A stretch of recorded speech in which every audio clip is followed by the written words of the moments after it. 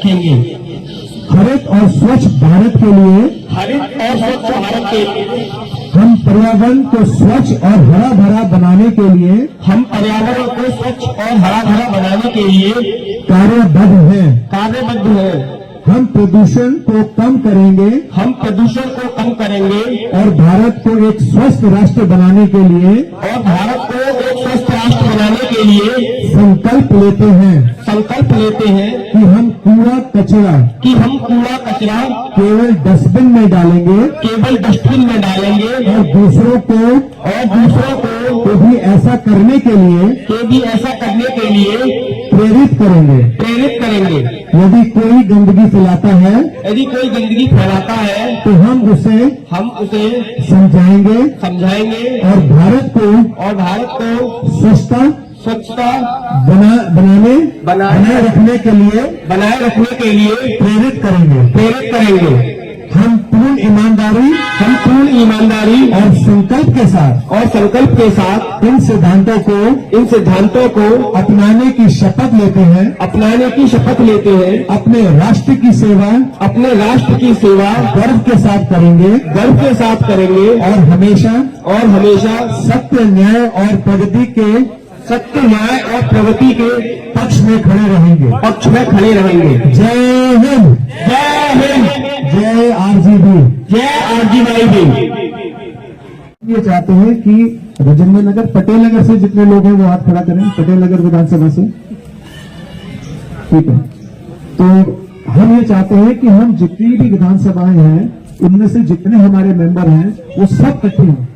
और सपना है मेरा सपना है, देखते हैं अगर आप लोग इसको साकार कर सकते हैं कि एक दिन ऐसा है कि हमारे को नेहरू स्टेडियम में 2000, 4000, 5000 सदस्य वहां पे पहुंचे। खर्चा मैं करूंगा, लेकिन 2000, 4000, 5000 सदस्य जाएं और हम वहां पे किसी गाने बजाने वाले को बुलाएं बॉम्बे इंडस्ट्री से और सिर्फ राजीव गांधी यूथ ब्रिगेड के पास पासेज हो और पूरी दिल्ली देखती रहे कि अरे यार मैं इसका सदस्य होता तो कितना बढ़िया रहता।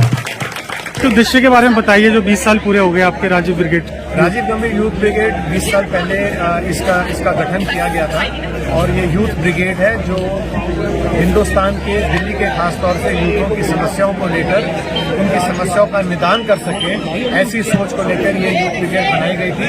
और मुझे गर्व है और खुशी भी है कि 20 साल पूरे होने के बावजूद भी लोग इसके साथ जुड़े हुए हैं, क्योंकि उनकी आस्था, विचार और विश्वास ये हमारे साथ है।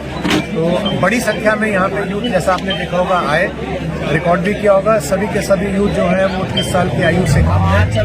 ये मैं मान के चलता हूँ क्योंकि राजेंद्र नगर विधानसभा से ज़्यादा लोग आए थे और क्योंकि मेरा यहाँ पे निवास स्थान है, तो ये कम से कम 1000-2000 परिवारों से कनेक्ट होकर हमारे बीच में आए हैं। इनकी समस्या रहेंगी, इस मीटिंग के माध्यम से जो समस्या होती है वो रजिस्टर में लिखे जाते हैं और हम कोशिश करते हैं उनकी समस्याओं का निदान करा सके।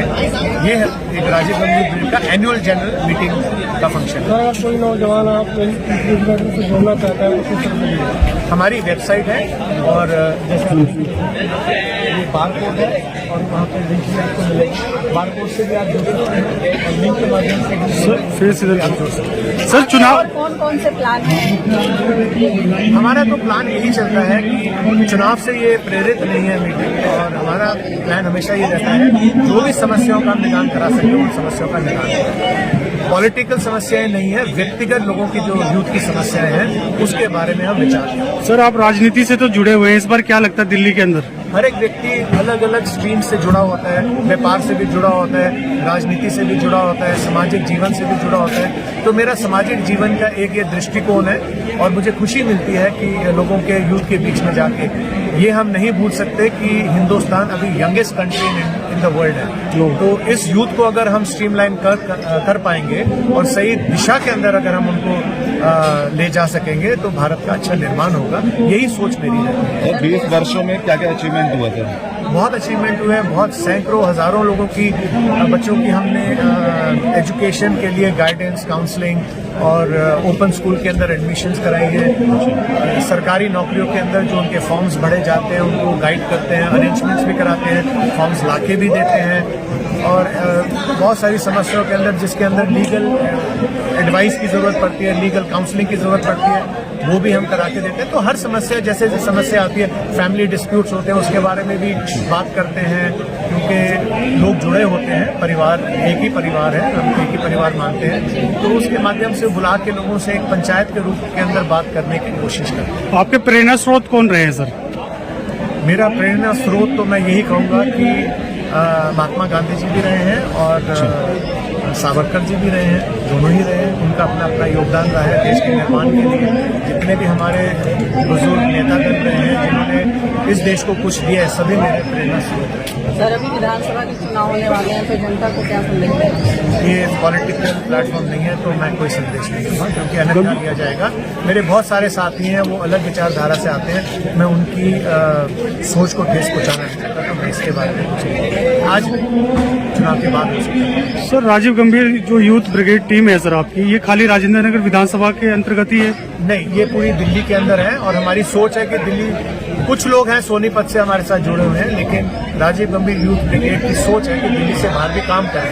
मैं अकेला व्यक्ति हूँ, हम एक एनजीओ नहीं है, संस्था है, तो सरकार से भी हम कोई पैसे वैसे नहीं लेते और ऐसा भी हम कोई खर्चा नहीं करते जिसके अंदर बहुत बड़ी धनराशि हो। It more of an advisory platform है, गाइडेंस प्लेटफॉर्म है, तो गाइडेंस ही हम देते हैं। और आप देखें जैसे इतनी बड़ी संख्या में यूथ हमारे साथ आया है, तो ये भी कहीं ना कहीं हम सबको मजबूर करता है सोचने के अंदर कि यूथ को गाइडेंस की कितनी ज्यादा जरूरत है इस देश में, और ये हमारा दायित्व बनता है, सबका मिलता है, बढ़ चढ़ के इस यूथ को हम सही दिशा और मार्गदर्शन करें। जब लोगों की समस्याएं लेकर के आप जाते हैं तो प्रशासनिक सहयोग कितना रहता है? जितना मिलना चाहिए उससे थोड़ा कम मिलता है, लेकिन अगर आपको अपना राइट पता है और अगर आप कानून अच्छी तरह पढ़ के जाते हैं तो सहयोग मिल जाता है, बहुत सारी समस्याओं का हल होता है। महाकुंभ को लेकर कुछ कहना चाहेंगे सर? महाकुंभ फिर वो राजनीति के नहीं, ये राजनीति नहीं होगी सर इसमें। देखिए, हमारे समाज से जुड़ा हुआ जा रहा हूँ। महाकुंभ 6 तारीख को, 5 तारीख को चुनाव है और 6 तारीख को वहाँ पे जाऊँगा।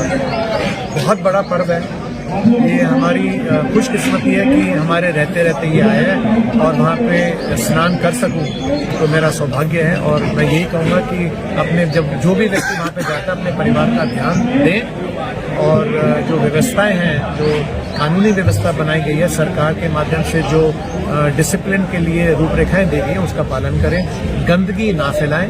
ये मेरा सबसे बड़ा संदेश है, क्योंकि हमारा देश जो है भारतवर्ष, वो लोगों के बीच में अभी जो मैसेज आ रहा है वो ये जा रहा है कि बहुत गंदगी प्रयागराज में फैल गई है, तो इसको ध्यान रखें। बहुत सारे लोग बाहर से भी आते हैं, तो वो एक सुंदर अनुभूति लेके हमारे देश से जाएं कि इतना बड़ा पर्व, 40 करोड़ की संख्या के अंदर लोग वहाँ पे पहुंचे, तो साफ सफाई का खास तौर से ध्यान रखें। यही मेरा धन्यवाद। धन्यवाद। बहुत बहुत